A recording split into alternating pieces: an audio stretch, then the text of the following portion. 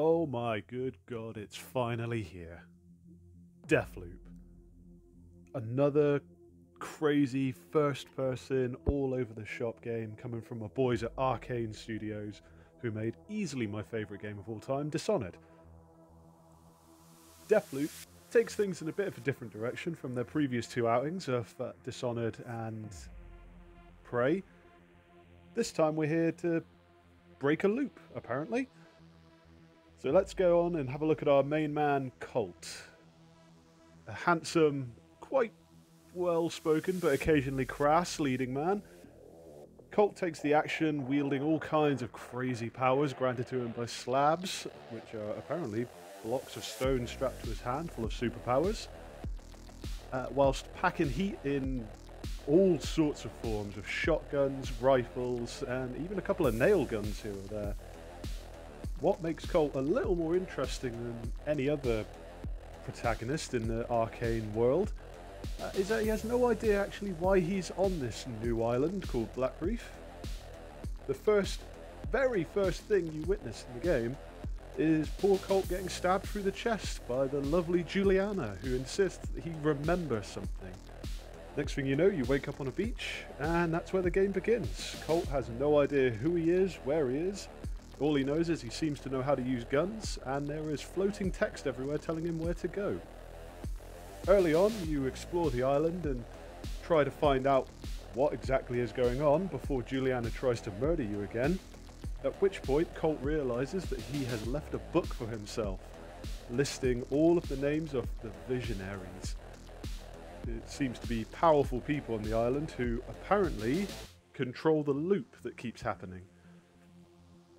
If you manage to kill all 8 of them within one day or one loop, it appears that the loop will be broken and Colt might just be able to go home. Unfortunately, everyone on the island would rather keep the loop going for their weird personal reasons, so Colt has to fight his way through constantly. No one on this island is a friend, and even though Juliana calls you every now and then with a sickly sweet, romantic sort of vibe, really, she wants to kill you too. Which actually leads to some of the most horrifying moments of the game, seeing as Juliana can be player controlled.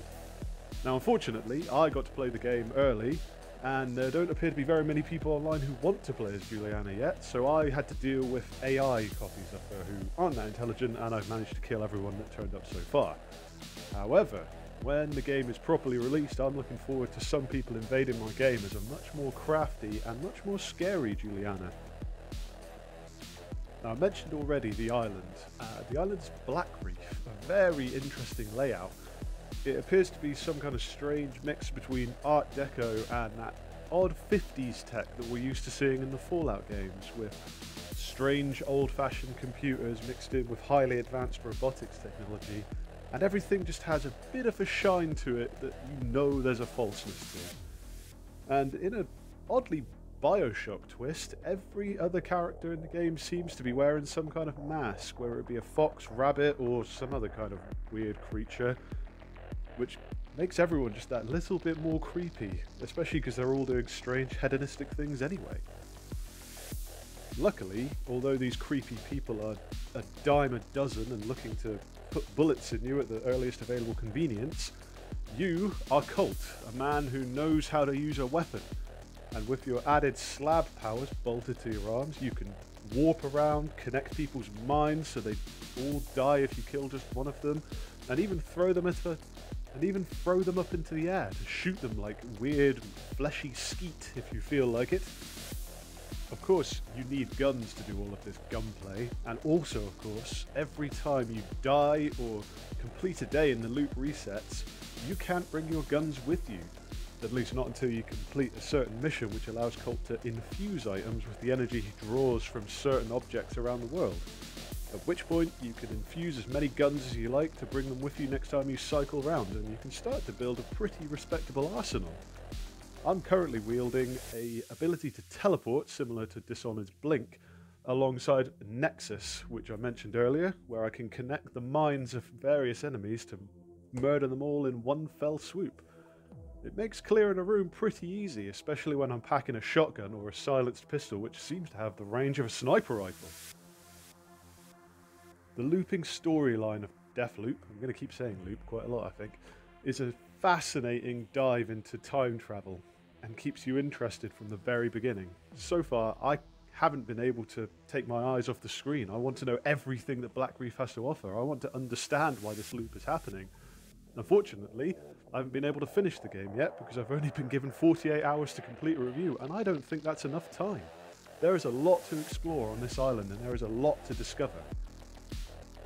I hope that the famous replayability of Arkane games really comes into practice here, considering that effectively replaying a game is just another loop. So maybe once I start another playthrough, Colt will retain all the information that I retain, meaning I can get through paths much faster. Maybe the codes will stay the same. Maybe that safe that I struggled to find the code for will now be a breeze and I can open instantly. All in all, this has been a fascinating title with amazing gunplay and some hilarious interactions with our leading man and leading lady.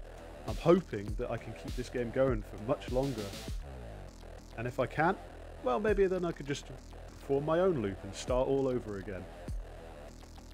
All in all, Deathloop has been a hell of a ride so far, and I can't wait to see where it goes. So I'm going to have to give it a solid 8 out of 10.